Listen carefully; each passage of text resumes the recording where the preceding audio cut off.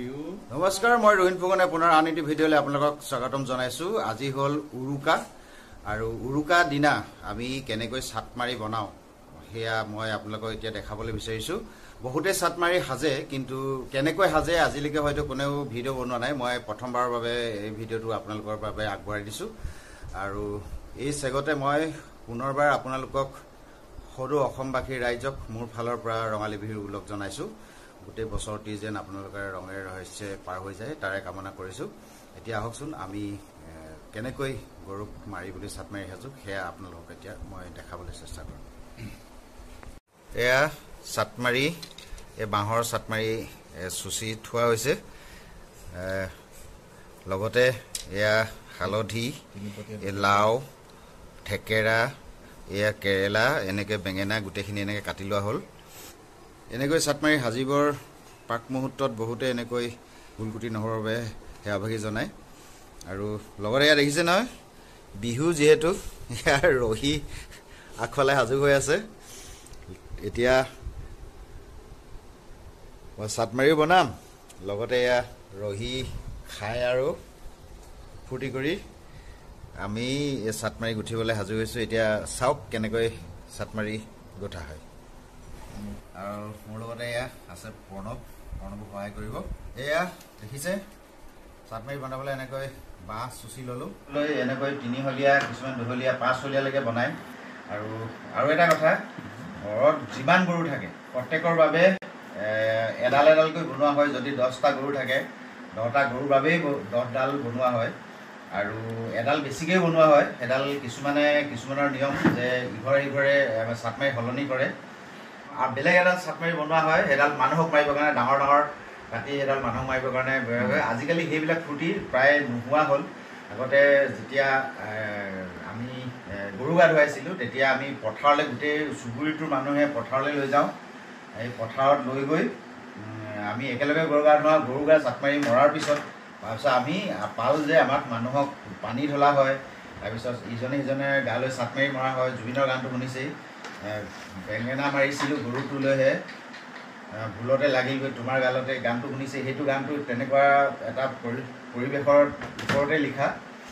আৰু এতিয়া আপোনালোকে গৰু বিহুৰ ওপৰত বহুত ভিডিঅ' দেখিছে, কিন্তু চাটমাৰি কেনেকৈ সিয়ে সেই বস্তুটো হয়তো আপোনালোকে দেখা নাই, বহুতে নাজানে কেতিয়া কোনটো পিছত কি হালিব লাগে, সেয়া মই এতিয়া দেখাবলৈ গৈছোঁ। প্ৰথমতে আমি ল'ম হালধি, এয়া 3হলীয়া, তাৰপিছতে এডালত প্ৰথমতে গাঠিম আমি হালধি। প্ৰথমতে হালধি গাঠিব লাগে, তাৰপিছত কেৰেলা, কেৰেলা পিছত থেকেৰা, ক'ত গ'ল? এয়া থেকেৰা, তাৰপিছত হালিম আমি, তাৰপিছত হালিব লাগে এয়া থেকেৰা, তাৰপিছত বেঙেনা, তাৰপিছত এয়া লাও। অৰ্থাৎ আমি এতিয়া গৰুক মাৰিবলৈ হ'লে প্ৰথমতে এডোখৰ এৰিয়াম লাও খা, তাৰপিছত বেঙেনা খা, থেকেৰা খা, কেৰেলা খা, হালধি খা। এনেকুৱা এহাৰিত আমি এহলাত আমি মানে 3টা ভাগ গাঁঠিব লাগে। এনেকুৱা এতিয়া 5টা হ'ল নহয়, এনেকুৱা 5টা ভাগ।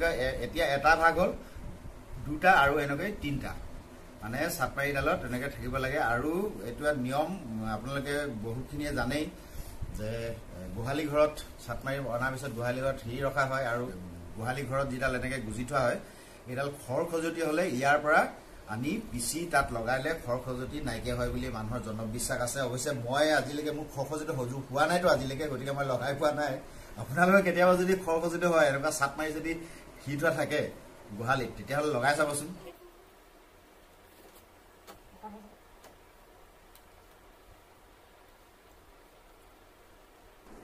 অকণমান ডাঙৰকৈ কটা হৈছে, কাৰণ ভিডিঅ' এটা আপোনালোকে পাইছে চাগে। আমাক লাও খা বেঙেনা খা বুলি সৰুকৈ দিয়ে, সিহঁতি কিন্তু ডাঙৰকৈ খায় বুলি যে, সেইকাৰণে আমি এবাৰ ডাঙৰকৈ কাটিছোঁ। এই লাও বেঙেনাবিলাক ডাঙৰকৈ কাটিছোঁ, যাতে গৰুৰ কাৰো মনত দুখ নাথাকে গৰুজনী, সেইকাৰণে আমি এবাৰ ডাঙৰকৈ কাটিছোঁ। প্ৰিয় দৰ্শক, আপোনালোকৰ সন্মুখত যিহেতু বস্তু এটা দেখাইছিলোঁ আৰু সেই কাম ফেৰা যেতিয়া কৰা নাই, গতিকে এনেকৈ সজাই থ'লেতো ভাল নহয়। গতিকে সেই কাম ফেৰা কৰি লওঁ, আপোনালোকে অকণমান ধৈৰ্য ধৰক।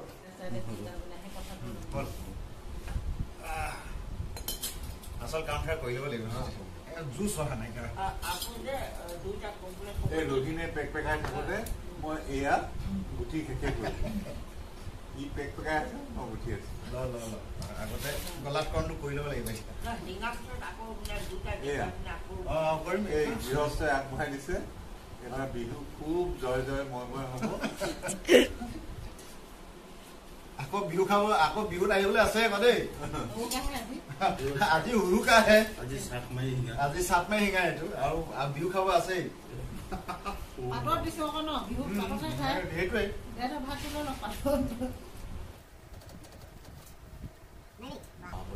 নোৱাৰিবি নেকি? আপোনালোকে এইফালে চকু নিদিব দেই। নাই আকৌ কম আছে, বস্তুটো কম আছে, এফালে চকু নিদিব আপোনালোকে। ধুনীয়া আছে, মই বঢ়িয়া, বৰ সোৱাদ। লোকলাও নামলাও নহয়, লোকলাও খাই আছো।